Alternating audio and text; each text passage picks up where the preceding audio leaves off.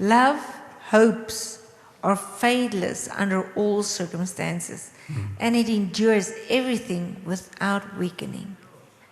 Love never fails. It never fades out or becomes obsolete or comes to an end. As for prophecy, oh, there comes the different revivals. the gift of interpreting the divine will and purpose, it will be fulfilled and pass away. As for tongues, they will be destroyed and cease. And as for knowledge, it will pass away. It will lose its value and be superseded by truth. For our knowledge is fragmentary, incomplete and imperfect. And our prophecy, our teaching, is fragmentary. It's incomplete and imperfect. But when the complete and the perfect totally comes, the incomplete and imperfect will vanish away.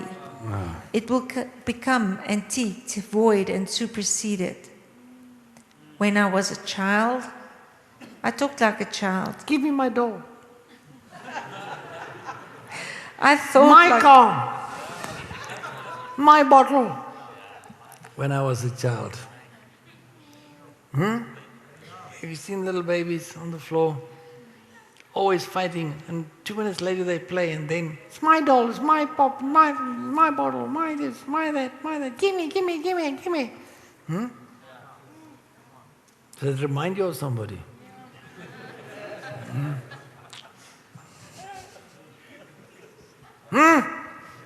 Don't you say in your house? You say, excuse me please, pardon me.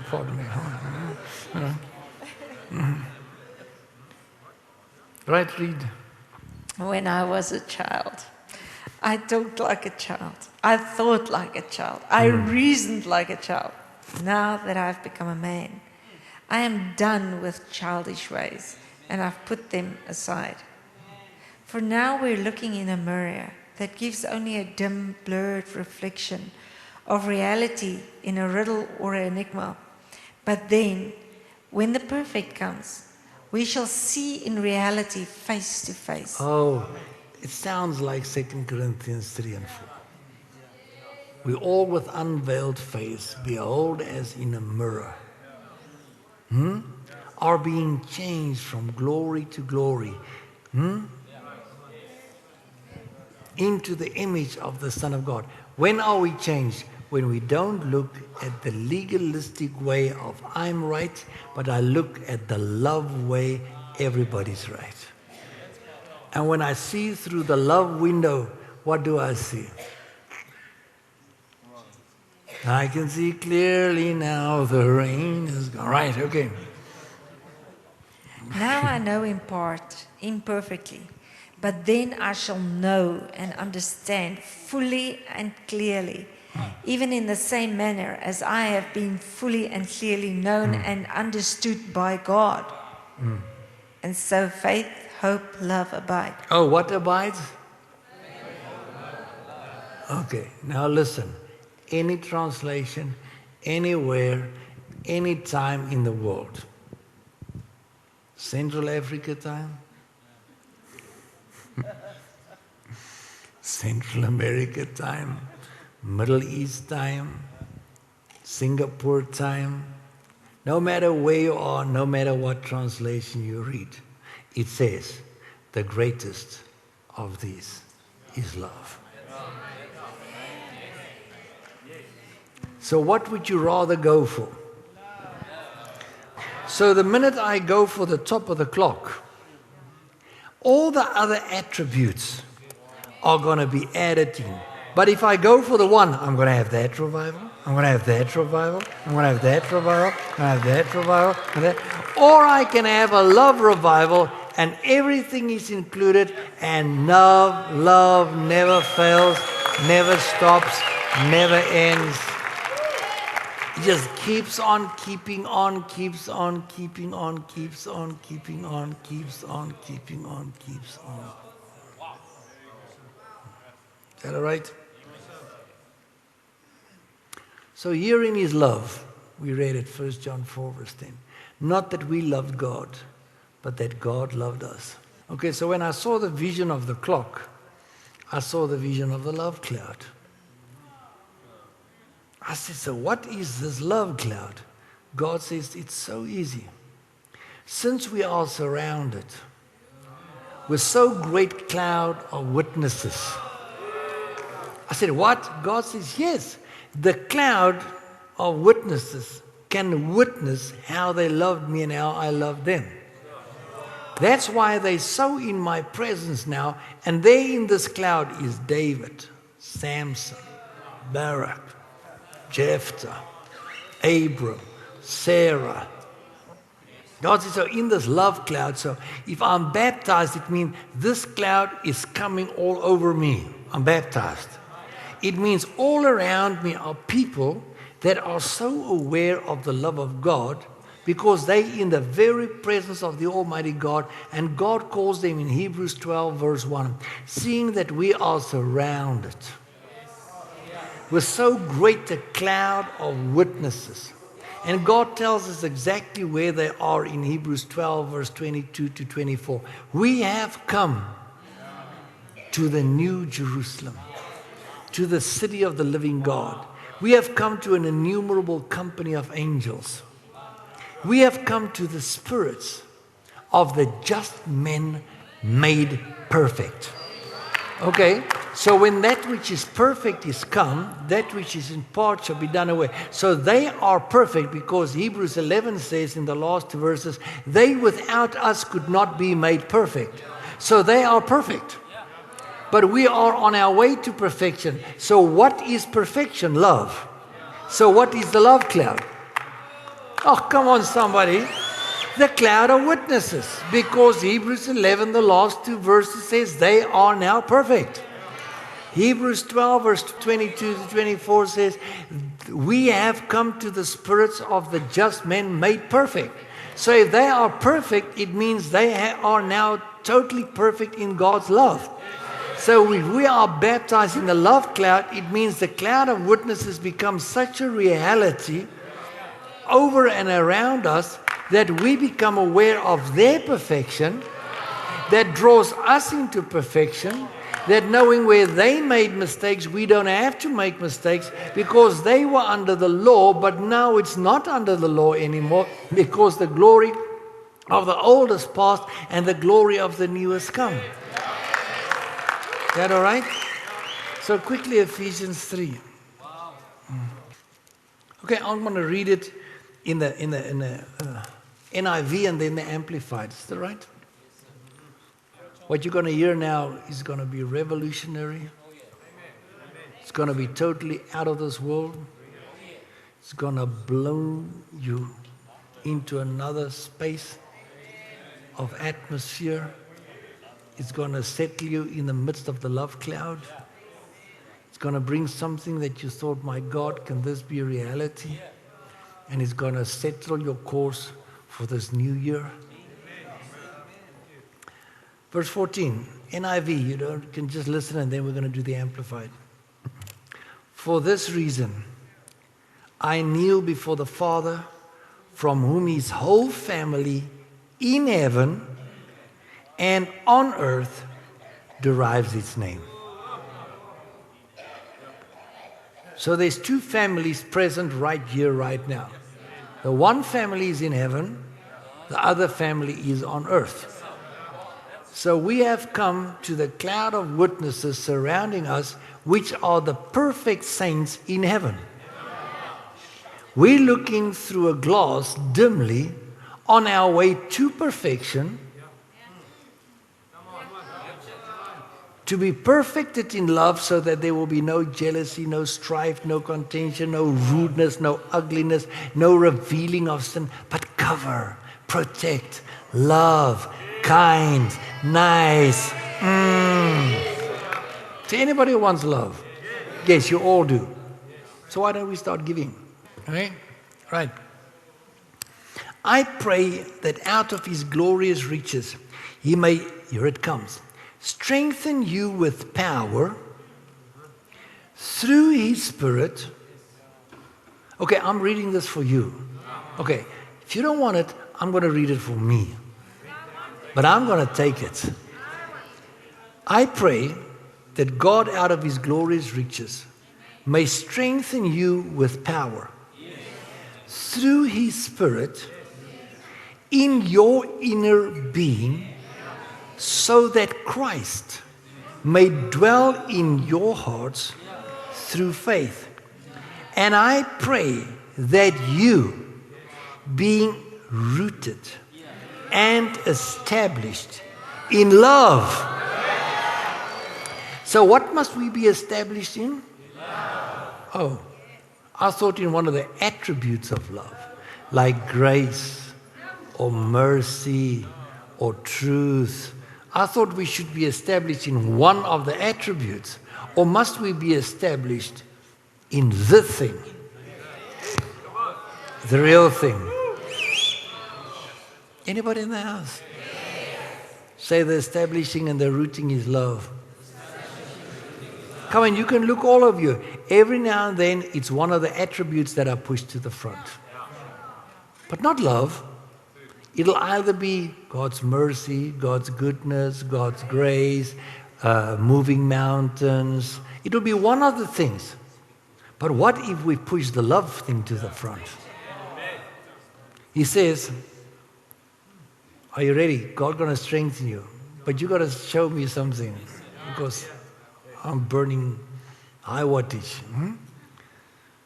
So that you, being established in love, may have power, comma, together with all the saints, I want to put in brackets, in heaven, to grasp how wide, how long, how high, and how deep is the love of Christ. And to know this love that surpasses knowledge. Come on, 1 Corinthians 13. That you may be filled to the measure of all the fullness of God.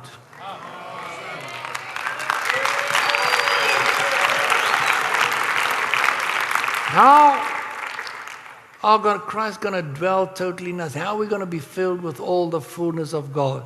By grasping with the saints in heaven what the love of God is.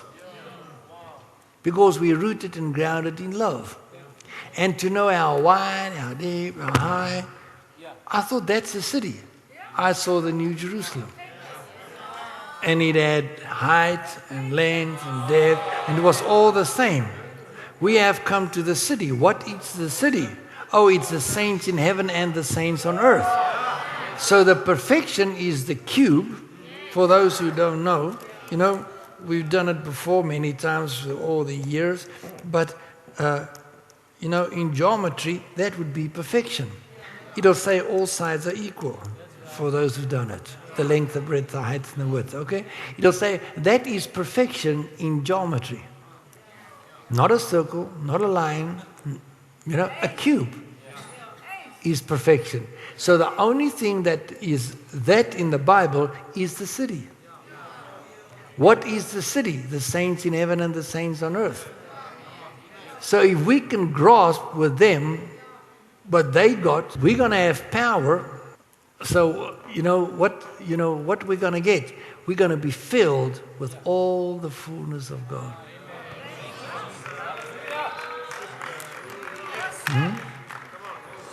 The Amplified, I'm just going to read one verse. He says, so that you may really come, verse 19, to know practically, through experience, for yourselves, the love of Christ. What does he want us to know? Are you going to take these epistles of Paul and just for the next couple of weeks, read it with a new eyesight? And wherever you see love, make a line and see which word comes out the most. Would it be one of the attributes or would it be the love of God? You'd be shocked and surprised to see how the epistles just talk about the love, the love, the love, the love, the love, the love, the love. And people would preach anything but the love. Go for anything but the love. Love is not irritable, is not touchy, is not self-seeking, is not rude, is not ugly. It covers, it protects, it's kind, it's sweet, it's nice. Hello? Oh, you're a hypocrite. I know how he treated you. No, I've got no record. So I don't know how he treated me yesterday. You mean you're going to, I was there. No, yeah, but I've got no record. Because love keeps no record.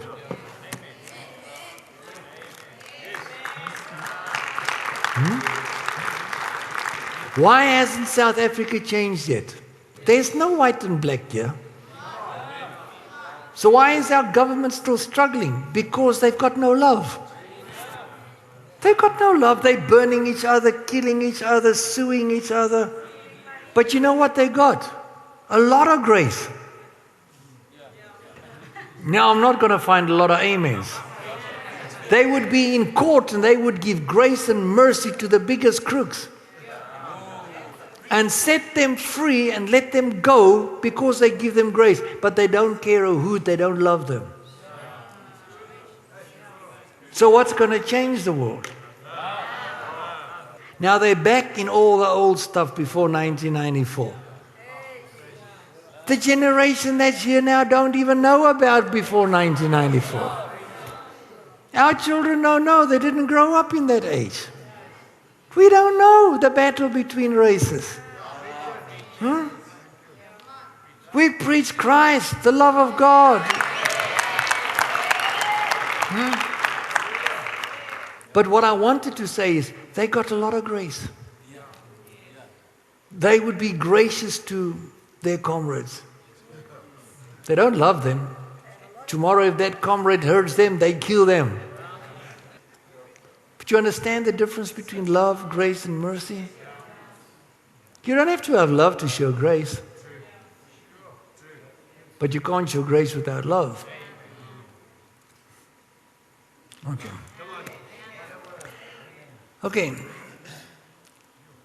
So that you can come to experience the love of Christ, which far surpasses mere knowledge, without experience, that you may be filled through all your being unto all the fullness of God, that you may have the richest measure of the divine treasure, and become a body wholly filled and flooded with God Himself. In Revelation 2, Jesus appears unto John on the Isle of Patmos, and he tells them, write this letter to the churches. The first one goes to the Ephesian church. He says, tell this church they are the bestest. Man, if I must dish out medals, Ephesian church, come. You are the best. You just read the book of Ephesians. He said, I know your works, man. You hate the ugly Nicolaitans. I mean, I love your works, man. You love my word, man. You prepare to have tribulation. Yeah, man, your works is so awesome. And he just commended them on all their works. In other words, they were law keepers. But the Bible says, if you offend one law, you offended all of them. So Jesus comes and he says, go tell the Ephesian church, but I've got one thing against you. You've got all these wonderful works, but I only got one thing. You've left your first love. Repent. Means do it over. Rewind, replay. Pent means highest. You go to a block of buildings and flats, and the highest little room is called the penthouse. Repent. Get back to your highest place. So what is the highest place? First love. Okay? Okay, so here's the secret that God showed me many times. And I said to him, I don't know why nobody sees it. People would say, oh, we had the Finney revivals and the Wesley revivals and the Whitfield revivals and the Cartfield revival. And the emphasis was on sin. And people came to the altars because the emphasis were on sin. I said, did nobody ever read their books? Finney said, I would drive through a city on my horse. And I would see the evil and I would go outside the city and I would start interceding till the love of God consumes me for those people. He said, and then I would go back to the city and revival would break out. But people listen to read his sermons. Oh, like Whitfield and Cartwright, sinners in the hands of an angry God. But they don't read the story that the people wrote. They were not driven by preaching sin. They were driven by the love of God consumed me so much that when I entered the city, the whole city came to Jesus. So Hebrews 4 says the following. Hebrews 3 actually starts, he says, there remains a rest for the people of God. It's okay. The rest is the opposite of the law. Okay? Then he goes to chapter 4 and he says, the people of Israel could never enter into that rest because the word that they got, the gospel that was preached to them, was never mixed with faith. They all died in the desert, never entering the rest. Then he goes on to say, he says, that's why David spoke of another day. You've got to listen because this is the thing that's going to revolutionize your whole life. He says, that's why David spoke about another day. For if Joshua had given them rest, he took them through the Jordan River. If Joshua had given them rest, he would not have spoken about another day by David. So David prophesied the Messianic Psalms. How he would die on the cross, how his bones would not be broken, So God stopped his labor and entered into his rest. So we can now stop our labor and enter into that rest. Now we always refer to the Genesis story, but he says, no, David only prophesied about this thing. Joshua couldn't give it to them. So David had to prophesy it. That there would come another day when God would give them rest. He says, and this rest would be like this. God would stop his labor and enter into his rest. Okay, so when did God enter into his rest? He says, so it is written, since the foundation. Now we know the foundation is the cross. Since the foundation, God entered into his rest. So where did God enter into his rest? At the cross. So what did God do before the cross? Judged them, killed them. So what did God do after the cross? Hands off. God so loved the world that he gave his only begotten Son. That he gave his only begotten Son. That he gave. And God said, now, no more judgment. No more condemnation. No more accusation. I'm entering my rest. So if we now understand this, we can also enter the rest. So how do you enter the rest? Grace? Mercy? No, love. All the others are attributes. It's portions of. Closing. Zephaniah. It's never been preached. It's so fresh. How do you know that? Because God said it to me. He said what you're going to preach now has not been preached yet. Paul wrote it. He didn't even know what he was writing. Why? Because he was a prophet. And God said to me, what you're going to preach now is going to be a revolution. I hope there's preachers watching. And you're going to read Hebrews 4 for tonight. You know where Zephaniah is? Just before Zechariah and that. If this doesn't rattle your cage, nothing on this earth will ever rattle your cage. Verse 15. The Lord hath taken away thy judgment. He hath cast out thine enemy. The King of Israel, even the Lord, is in the midst of thee. Thou shalt not see evil anymore. Now you've got to listen. In that day, it shall be said to Jerusalem. Now we know who Jerusalem he's talking about, the new one. Okay? Here, fear thou not. And to Zion, we know who Zion is, the same as the New Jerusalem, Hebrews 12, 22 through 24, the church of Jesus Christ with the saints in heaven. Let not thine hands be slack. Isaiah 35, lift up the slack hands. Okay, Hebrews 12, lift up the slack hands.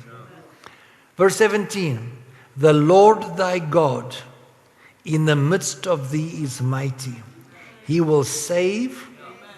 He will rejoice over thee with joy. He will rest in his love. He will joy over thee with singing.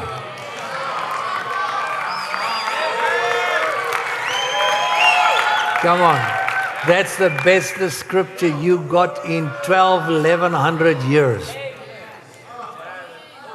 Come on, Meshach, shout. I'll read it again. The Lord thy God in the midst of thee is mighty. Okay, that's how we sang it in the 70s. He will save.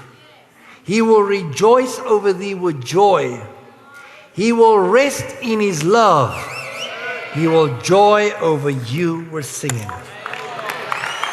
So, when Jesus said, it is finished, and he blew out the last breath, God said, now I can rest in my love. Now I don't have to judge them anymore. I can rejoice over them. Let's sing, church. No more condemnation, no more accusation. So there remains a rest. Where's the rest? The love of God.